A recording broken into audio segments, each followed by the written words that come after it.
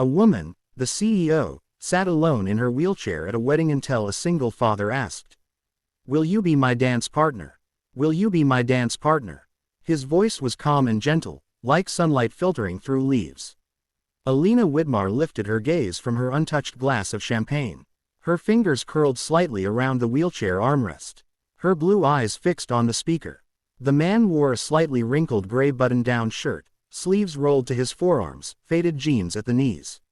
His brown eyes held a quiet steadfastness, no pity, no hesitation, just presence. She blinked. "I don't dance," she replied sharply. "I'm paralyzed." The words hung in the air. She expected him to step back, awkwardly apologize, but he only shrugged. His mouth curved in a soft smile. "I didn't say you had to stand to be my partner." She didn't know what struck her more, the ease in his tone or the fact that he didn't look away. People always looked away. A small girl, maybe 3 years old, stood beside him in a lavender dress with ribbons tied in curls.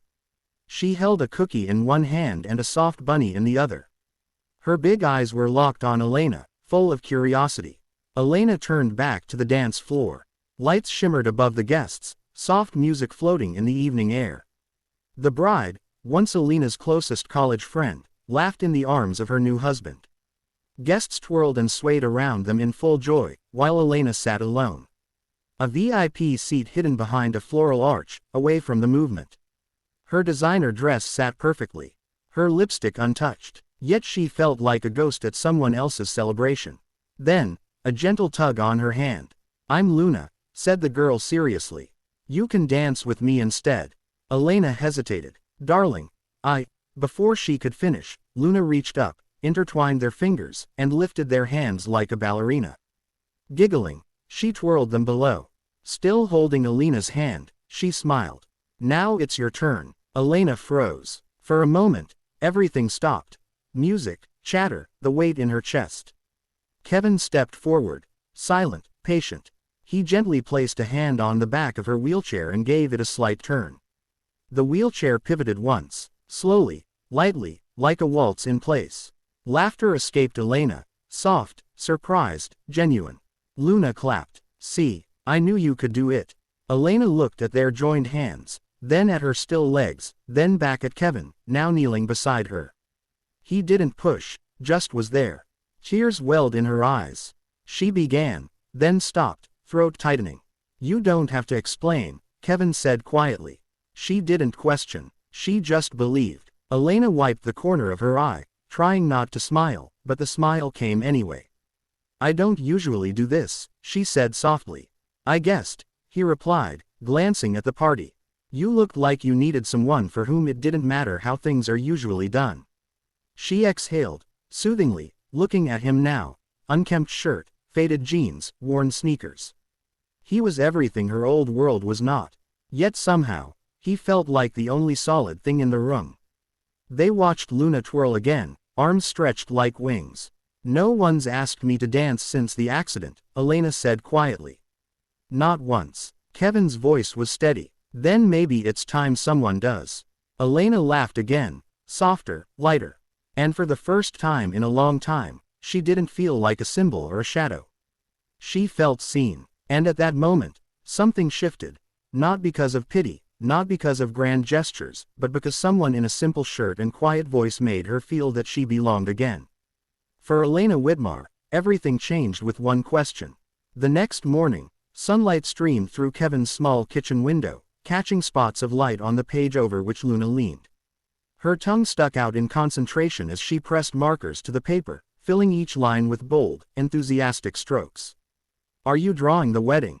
Kevin asked, sipping his coffee. Luna nodded but didn't look up.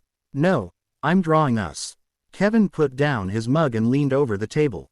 On the page, 3 stick figures stood side by side. One was clearly him, recognizable by his glasses and messy chestnut hair. The second was Luna in her puffy lavender dress, and the third was Elena. The wheelchair was drawn bright purple. Elena's blonde hair was long and neat.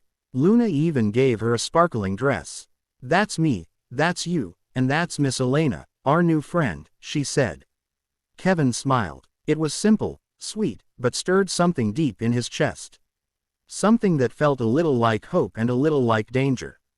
Later that day, while strapping Luna into her car seat, he hesitated, then pulled out his phone. He had her name, but not her number. He had never been the type to push, and Elena hadn't exactly shouted openness to connection, but there was something in her eyes from the night before. Just a whisper that haunted him all morning.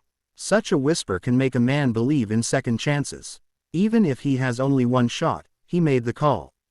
It didn't take long. She was a CEO, after all, public enough to track down. He sent a simple, cautious message. "Hi, Elena, this is Kevin from last night's wedding. Luna made a drawing of you, and she's asking when she can see you again. Can I send it to you and maybe take you for coffee sometime, if that's not too forward?" He hit send and waited. Elena stared at the phone. The message glowed in her palm like something fragile, impossible. She had just returned to her apartment, a sleek high-rise with floor-to-ceiling windows and perfect silence. A place that should have shouted success. But all it did now was echo. She looked up. The white wall opposite the hallway was still empty, the same wall she had once stood before with Mark, her fiancé, choosing where their wedding photos would hang. That was 2 years ago. A flash, twisted metal, screams, rain on asphalt, Mark's hand slipping from hers in the wreckage, the quiet beeping of the hospital room, and finally, stillness. She survived. He did not. And with his death came others. Friends who stopped calling, colleagues who didn't know what to say, whispers at charity galas. Pity in every glance. She retreated, built walls, became sharper, colder, more efficient. She reinvented herself. Elena Whitmar, unstoppable, unyielding CEO, who made investors sit straighter in meetings and never asked for help. But last night, someone didn't see the CEO or the wheelchair. They just saw her. Luna's voice echoed in her head. "See, I knew you could do it." Her fingers hovered over the reply button. Then, almost before she realized it, she typed, "Hi, Kevin, I'd love to see Luna's drawing, and coffee sounds nice." She hit send. Moments later, another message arrived, a photo of the drawing. 3 smiling stick figures under a sun with a smiling face, a river. Family. Title scrawled in Luna's looping handwriting. Elena smiled. It wasn't polished or practical. It just happened. Such a smile tugged at corners long unused. She leaned back in her chair, looking at the white wall again. And for the first time in 2 years, she saw not only what was missing but possibility.